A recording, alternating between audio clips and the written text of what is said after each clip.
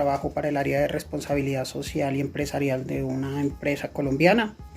Dentro de mis actividades está el trabajo con organizaciones de recicladores sin ánimo de lucro, y uno de nuestros ítems de trabajo o pilares fundamentales del desarrollo de nuestra responsabilidad social está enfocada al trabajo de organizaciones de recicladores sin ánimo de lucro, todas bajo el carácter de organizaciones prestadoras del servicio público de aseo en el componente de aprovechamiento.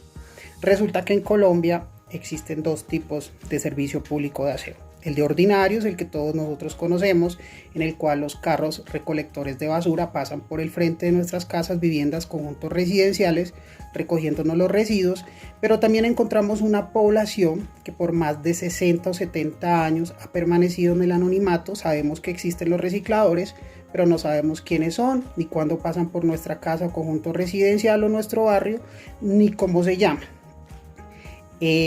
A partir de eso se inicia un proceso ante la Corte Constitucional, el cual, mediante un fallo de la Corte, determina que el Estado colombiano debe generar herramientas de reconocimiento de esta población, que no es pequeña. Estamos hablando más de 50.000 recicladores en todo el territorio nacional, y que todas las alcaldías deben generar acciones afirmativas, o sea, acciones en beneficio de esta población para llevarlas de la informalidad a la formalidad, con un proceso de conformarlos como empresas prestadoras del servicio público de aseo en el componente de aprovechamiento. A partir de ese momento, el reciclaje deja de llamarse reciclaje y pasa a llamarse aprovechamiento.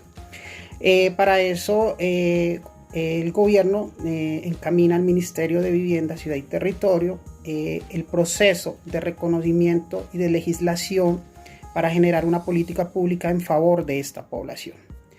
El fallo de la Corte sale en el 2012, pero el gobierno saca el decreto 596, que es uno de los primeros decretos que comienza a legislar sobre esta población y que le dice cómo se va a formalizar, cómo va a ser su forma de trabajo y qué tiene que tener como estructura y qué debe hacer y cómo debe operar como organización de recicladores sin ánimo de lucro. El 596 sale en el 2016 y comienza el trabajo de esta población de formalizarse, de ir cumpliendo todo eso que el gobierno establece y todos los requisitos, siendo supervisado y auditado a través de la Superintendencia de Servicios Públicos Domiciliarios, quien es el ente de vigilar los servicios públicos de aseo.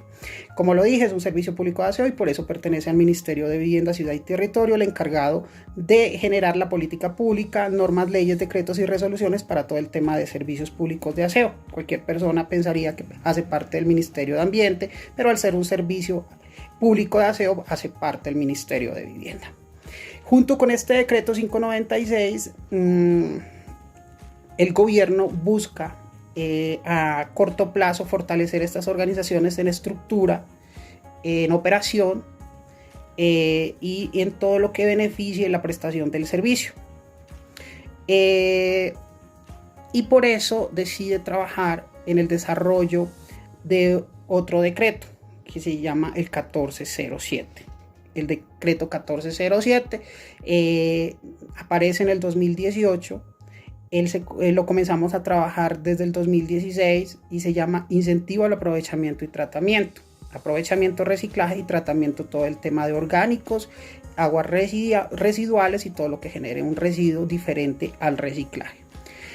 Se hizo muchas mesas de trabajo. Se convocó organizaciones de recicladores, se convocó a la academia, se convocó delegados de la Superintendencia de Servicios Públicos Domiciliarios y obviamente la CRA, la Comisión de Regulación de Agua Potable, porque al fin y al cabo ella es la que calcula y hace todo el proceso tarifario en este país. Se trabajó muchas veces, se cambió. El decreto en un comienzo tenía un objetivo, como se los conté, de fortalecer las organizaciones de recicladores. Fue cambiando, luego se encaminó nuevamente, tuvo muchos reparos, muchas revisiones, se regresaron, salió a consulta pública y poco a poco se fue construyendo y se fue nutriendo. Aquí es claro que uno que hace parte de estos procesos, ya sea en representación del municipio o sea en representación de empresa privada, en el caso nuestro, hace simplemente observaciones. En realidad quien decide lo que va en el documento final, lo que se aprueba o no se aprueba, siempre será el que lo relata, y en este caso el Ministerio de Vivienda, Ciudad y Territorio. Ellos recogen observaciones, recogen lo que tú piensas, lo que tu entidad a la cual tú representas puede objetar, colocar, pero al final son ellos los que deciden por eso. Entonces, ¿qué objetivos se trazaron para atender el problema público o la política pública? El objetivo era fortalecer las organizaciones, como lo dije, llevarlas desde una informalidad, que ya el 596 hacía un primer trabajo, pero se necesitaba dinero. Y el dinero sale del 1407.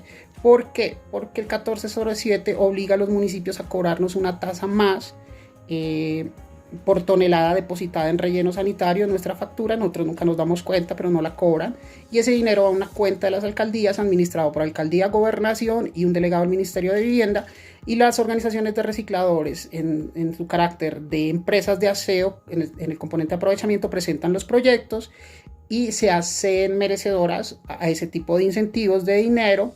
No son de carácter devolutivo, pero sí tienen muchas condiciones y tienen que tener una contrapartida, y esto los fortalece. Pues hoy todos conocemos cómo son los recicladores, los vemos en las calles, entonces muchos de ellos tienen otros niveles obviamente, pero la gran mayoría está en ese nivel. Entonces hay un gran trabajo, y eso es lo que nosotros hacemos en ese proceso, y por eso somos invitados a estos escenarios, porque hay un gran trabajo por llevarlos al fortalecimiento. ¿Se han cumplido los objetivos? Yo diría que un 50%. Un 50% porque tenemos un decreto que es el 1407 y una resolución que nos dice cómo aplicar el modelo de los proyectos, que es la 176, pero en realidad esperábamos algo más real, algo más fácil de llevar a campo, y que de una u otra forma no diera pie para que entren empresas privadas o empresas de aseo que tienen todo el conocimiento y la capacidad económica de quedarse con estos proyectos. En cuanto a la formulación, parte de un proceso independiente o de un programa de gobierno. No es un programa de gobierno, ni siquiera este gobierno del presidente actual, Iván Duque, tenía entre sus objetivos o entre su plan de trabajo este tipo de actividad. No ha hecho nunca parte de ningún plan de gobierno. Las organizaciones de recicladores, a través de luchas y protestas, siempre han reclamado sus derechos, y esto nace por una obligatoriedad que lo dicta la Corte Constitucional. ¿En qué tipo de mecanismo de participación ciudadana utilizaron para socializar el problema de la política pública escogida? Se llevó a territorio, se llevó a ciudades principales. Creo que ahí es donde está el primer error. Lo que funciona en una ciudad principal no necesariamente es el contexto del país, y siempre estas cosas se llevan a nivel de Bogotá, que nos lleva, digamos, muchos años frente al resto del país, Medellín y Cali, Barranquilla, pero no pasa de ahí, no se lleva a ciudades intermedias o pequeñas. O sea, nunca se elabora desde un concepto o desde un contexto, diría yo, de país. Además, el equipo técnico siempre viene sesgado, siempre viene con las intenciones establecidas del Estado, y al fin y al cabo lo que hacen es un proceso de recoger y justificar lo que el ministerio en realidad quiere realizar. ¿Por qué y cómo se eligió el tipo de participación? Porque se necesitaba llegar a las organizaciones que estaban dispersas en el país, a las alcaldías, que tienen un gran papel y un rol importante en este proceso. Entonces se tenía que socializar desde esa participación. Alcaldías, organizaciones de recicladores dispersas y entidades no gubernamentales que funcionan, y obviamente todos los entes que dependen del Ministerio de Vivienda. ¿Qué funcionó bien y qué se podría mejorar? ¿Cómo se podría mejorar? Yo creo que ahí hay un gran componente, y es conocer lo social. Es un proceso económico, es llevar a la formalización, pero se tiene que trabajar desde lo social. Y ahí hay una oportunidad para los trabajadores sociales. Y creo que esto debería estar más conectado. No hubo ningún trabajador social, eran abogados, ingenieros ambientales, no está mal, pero se desconoció la realidad y la problemática desde lo social. ¿Qué es la informalidad? ¿A qué están expuestos? ¿Cómo funciona? ¿Cómo es su dinámica? ¿Cómo es su proceso de aprendizaje? No lo pueden comparar con una empresa de aseo de ordinarios, donde son empleados, a un tema asociativo. Ahí hay un gran reto, eso no se tomó en cuenta. Los tiempos, tanto así que el plazo que da del proceso de formalización hoy se tiene que cambiar. Y para que ellos formulen esos proyectos se tiene que entender esa dinámica y eso no fue tomado en cuenta. Entonces eso hay que mejorarlo, hay que cambiarlo, o sea, no hay nada que hacer ahí. ¿Cuáles fueron las principales lecciones aprendidas del ejercicio de democracia participativa y por qué? Yo diría que no estamos preparados para participar en eso. Nos muestran borradores. Las personas que están más preparadas pueden objetar, opinar, pero la gran mayoría de personas afectadas por este tipo de política pública no tienen el conocimiento. Entonces creo que es responsabilidad del Estado, aunque la Constitución dice que es responsabilidad de nosotros como personas, pero sí que creo que hay que hacer un trabajo base, hay que hacer un taller de entendimiento, hay que hacer actividades de contextualización y después llegar con las propuestas borradores para recoger ese conocimiento. Yo creo que ahí está todo el tema de que hay que cambiar.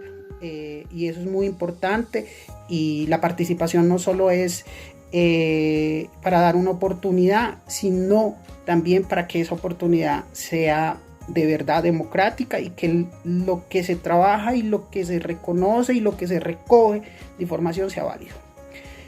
El impacto es que se van las organizaciones que puedan acceder a este dinero, van a tener un impacto trascendental porque van a tener un cambio muy buen dinero para mejorar su infraestructura. Otra cosa que yo creería que se comienza a reconocer que es una actividad que existe en el país y que necesita inversión del Estado, inversión del sector privado, eso es lo que hacemos nosotros, y un reconocimiento de la propiedad civil. Entonces yo creo que ahí es como de los grandes aprendizajes.